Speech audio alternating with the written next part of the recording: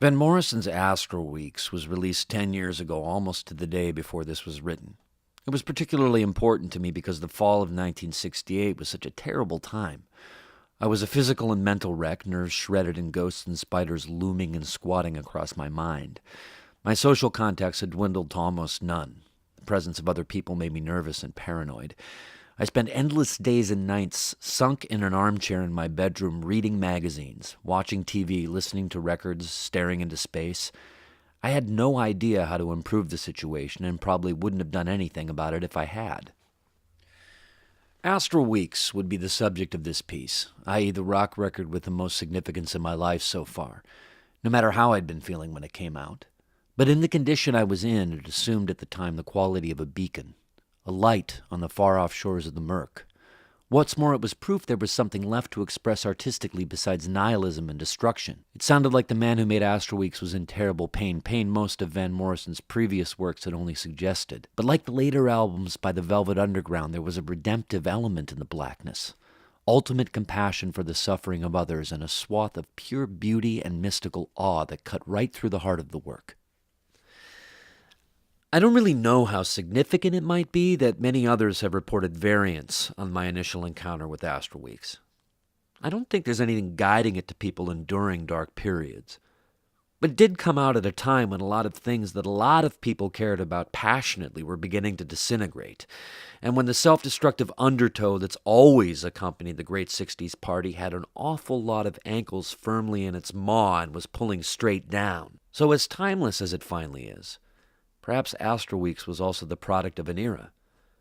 Better think that than ask just what sort of Irish church-web haints Van Morrison might be a product of. And now we get to see a set of 3 or 4 songs from a set by Van Morrison. He climaxes as he always did in those days with Cypress Avenue from Astral Weeks. After going through all the verses, he drives the song, the band, and himself to a finish, which has since become one of his trademarks and one of the all-time classic rock and roll set closers, with consummate dynamics that allow him to snap from indescribably eccentric throwaway phrasing to sheer passion in the very next breath. He brings the music surging up through crescendo after crescendo, stopping and starting and stopping and starting the song again and again, imposing long maniacal silences like giant question marks between the stops and the starts, and ruling the room through sheer tension, building to a shout of, "It's too late to stop now," and just when you think it's all going to surge over the top, he cuts it off stone cold dead. The hollow of a murdered explosion, throws his microphone down, and stalks off the stage. It is truly one of the most perverse things I've ever seen a performer do in my life. And of course it's sensational. Our guts are knotted up, we're crazed and clawing for more, and we damn well know that we've seen and felt something. What this is all about is a whole set of verbal tics, although many are bodily as well, which are there for reason enough to go a long way towards defining his style. They're all over Astral Weeks, 4 rushed repeats of the phrases "you breathe in, you breathe out," and "you turn around" and "beside you." In Cypress Avenue, 12 way up-ons, "Baby" sung over 13 times in a row, sounding like someone running ecstatically downhill towards one's love. And the heartbreaking way he stretches one by one in the 3rd verse, most of all in Madame George, where he sings the words "dry" and then "your eye" 20 times in a twirling melodic arc so beautiful it steals your own breath. And then this occurs. "And to love the love that loves the love that loves the love that loves the love that loves to love the love that loves to love the love that loves." Van Morrison is interested, obsessed with how much musical or verbal information he can compress into a small space, and almost conversely how far he can spread one note, word, sound, or picture to capture one moment, be it with a caress or a twitch. He repeats certain phrases to extremes that from anybody else would seem ridiculous because he's waiting for a vision to unfold, trying as unobtrusively as possible to nudge it along.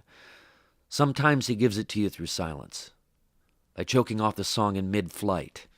"It's too late to stop now." It's a great search, fueled by the belief that through these musical and mental processes, illumination is attainable, or may, at least, be glimpsed. Now, you're probably wondering when I'm going to get around to telling you about Astral Weeks, As a matter of fact, there's a whole lot of Astral Weeks I don't even want to tell you about. Both because, whether you've heard it or not, it wouldn't be fair for me to impose my interpretation of such lapidarily subjective imagery on you, and because, in many cases, I don't really know what he's talking about. He doesn't either. I'm not surprised that people get different meanings out of my songs, he told a Rolling Stone interviewer, but I don't want to give the impression that I know what everything means, because I don't. There are times when I'm mystified. I look at some of the stuff that comes out, and there it is, and it feels right. But I can't say for sure what it means. There you go, staring with a look of avarice, talking to Huddy Ledbetter, showing pictures on the walls and whispering in the halls, and pointing a finger at me. Now, I haven't got the slightest idea what that means, though on one level I'd like to approach it in a manner as indirect and evocative as the lyrics themselves, because you're in trouble anyway when you sit yourself down to explicate just exactly what a mystical document, which is exactly what Astral Weeks is, means. For one thing, what it means is Richard Davis's bass playing, which complements the songs and singing all the way with a lyricism that's something more than just great musicianship. There is something about it that more than inspired, something that has been touched, that's in the realm of the miraculous. The whole ensemble, Larry Fallon's string section, Jay Berliner's guitar, he played on Mingus's The Black Saint and the Sinner Lady, Connie Kay's drumming is like that. They and Van sound like they're not just reading, but dwelling inside of each other's minds. The facts may be far different. John Cale was making an album of his own in an adjacent studio at the time, and he said that Morrison couldn't work with anybody, so finally they just shut him in the studio by himself. He did all the songs with just an acoustic guitar, and later they overdubbed the rest of it around his tapes. Fact, Van Morrison was 22 or 23 years old when he made this record. There are lifetimes behind it. What Astral Weeks deals in are not facts, but truth. Astral Weeks, insofar as it can be pinned down, as a record about people stunned by life, completely overwhelmed, stalled in their skins, their ages and selves paralyzed by the enormity of what in one moment of vision they can comprehend. It is a precious and terrible gift, born of a terrible truth. Because what they see is both infinitely beautiful and terminally horrifying. The unlimited human ability to create or destroy according to whim. It's no Eastern mystic or psychedelic vision of the emerald beyond, nor is it some Baudelairean perception of the beauty of sleaze and grotesquerie. Maybe what it boiled down to is one moment's knowledge of the miracle of life with its inevitable concomitant, a vertiginous glimpse of the capacity to be hurt and the capacity to inflict that hurt. Transfixed between pure rapture and anguish, wondering if they may not be the same thing, or at least possessed of an intimate relationship. A man sits in a car on a tree-lined street watching a 14-year-old girl walking home from school, hopelessly in love with her. I've almost come to blows with friends because of my insistence that much of Van Morrison's early work had an obsessively reiterated theme of pedophilia, but here is something that at once may be taken as that, and something far beyond it. He loves her. Because of that, he is helpless, shaking, paralyzed, maddened, hopeless. Nature mocks him as only nature can mock nature, or is love natural in the first place? No matter. By the end of the song, he has entered a kind of hallucinatory ecstasy. The music aches and yearns as it rolls on out. This is one supreme pain, that of being imprisoned, a spectator. Madame George is the album's whirlpool. Possibly one of the most compassionate pieces of music ever made. It asks us, no, arranges, that we see the plight of what I'll be brutal and call a lovelorn drag queen with such intense empathy that when the singer hurts him, we do too. Morrison has said, at least in one interview, that the song has nothing to do with any kind of transvestite, at least as far as he knows, and is quick to add. But that's bullshit. The beauty, sensitivity, holiness of the song is that there's nothing at all sensationalistic, exploitative, or tawdry about this. In a way, Van is right when he insists it's not about a drag queen. As my friends were right, I was wrong about the pedophilia. It's about a person, like all the best songs. The setting is the same as that of the previous song, Cypress Avenue, apparently a place where people drift impelled by desires into moments of flesh-racking, sight-curdling confrontation with their destinies. It's an elemental place of pitiless judgment. Wind and rain figure in both songs, and, interestingly enough, it's a place of the even crueler judgment of adults by children. In both cases, love objects absolutely indifferent to their would-be adult lovers. Madame George's little boys are downright contemptuous, like the street urchins who end up cannibalizing the homosexual cousin in Tennessee Williams' Suddenly Last Summer. They're only too happy to come around as long as there's music, party times, free drinks, and smokes, and only too gleefully spit on George's affections when all the other stuff runs out. The entombing winter settling in not only with wind and rain, but hail, sleet, and snow. What might seem strangest of all, but really isn't, is that it's exactly those characteristics which supposedly should make George most pathetic. Age, drunkenness, the way the boys take his money and trash his love, that awakens something for George in the heart of the kid whose song this is. Obviously, the kid hasn't simply fallen in love with love or something like that, but rather what?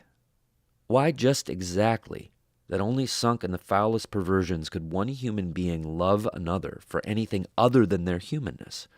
Love him for his weakness, his flaws. Finally, perhaps, his decay.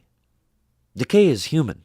That's one of the ultimate messages here, and I don't by any stretch of the lexicon mean decadence. I mean that in this song, or whatever inspired it, Van Morrison saw the absolute possibility of loving human beings at the farthest extreme of wretchedness, and that the implications of that are terrible indeed, far more terrible than the mere sight of bodies made ugly by age, or the seeming absurdity of a man devoting his life to the wobbly artifice of trying to look like a woman.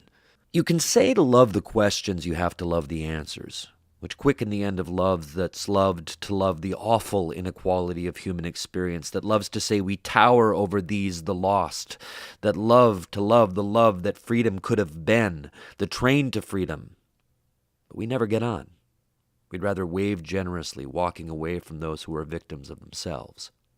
But who is to say that someone who victimizes himself or herself is not as worthy of total compassion as the most down-and-out third-world orphan in a New Yorker magazine ad?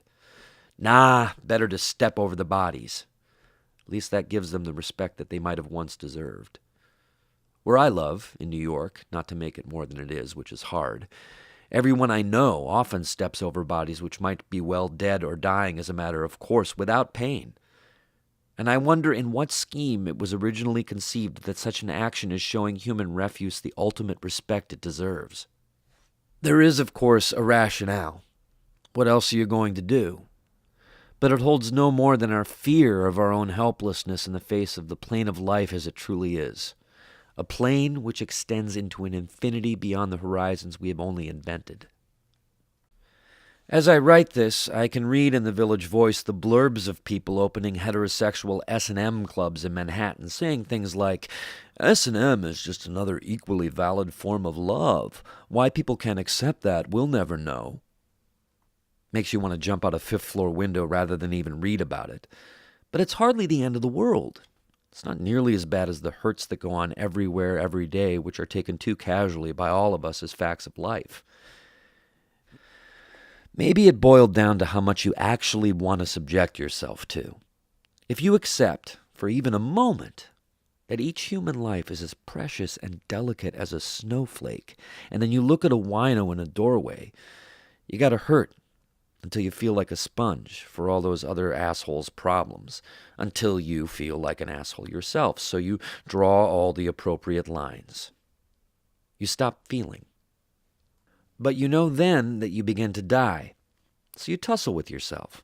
How much of this horror can I actually allow myself to think about? Perhaps the numbest mannequin is wiser than everything they touch, but then again, to tilt Madame George's hat a hair just to recognize that the person exists, just to touch his cheek and then probably expire because the realization that you must share the world with him is ultimately unbearable, is to only go the first mile. The realization of living is just about that low and that exalted and that unbearable and that sought after. Please come back and leave me alone. But when we're alone together, we can talk all we want about the universality of this abyss. Doesn't make any difference. The highest only meets the lowest for some lying succor. UNICEF to relatives, so you scratch and spit and curse in violent resignation at the strict fact there is absolutely nothing you can do but finally reject anyone in greater pain than you. At such a moment, another breath is treason. That's why you leave your liberal causes, leave suffering humanity to die in worse squalor than they knew before you happened along. You got their hopes up, which makes you viler than the most scrofulous carrion, viler than the ignorant boys who would take Madame George for a couple cigarettes. Because you've committed the crime of knowledge, and thereby not only walked past or over someone you knew to be suffering, but also violated their privacy, the last possession of the dispossessed. Such knowledge is possibly the worst thing that could happen to a person, a lucky person. So it's no wonder that Morrison's protagonist turned away from Madame George, fled to the train station, trying to run as far away from what he'd seen as a lifetime could get him. And no wonder, too, that Van Morrison never came this close to looking life square in the face again. Tupelo, honey, hard-nosed the highway. In Astral Weeks, he confronted enough for any man's lifetime. On the other hand, it might also be pointed out that desolation, hurt, and anguish are hardly the only things in life, or in Astral Weeks. They're just the things, perhaps, that we can most easily grasp and explicate, which I suppose shows about what level our souls have evolved to. I said I wouldn't reduce the other songs in this album to trying to explain them, and I won't. But that doesn't mean that, all things considered, a juxtaposition of poets might not be in order. If I ventured in the slipstream, between the viaducts of your dreams, where the mobile steel rims crack and the ditch and the back roads stop, could you find me? Would you kiss my eyes and lay me down in silence easy to be born again? Van Morrison.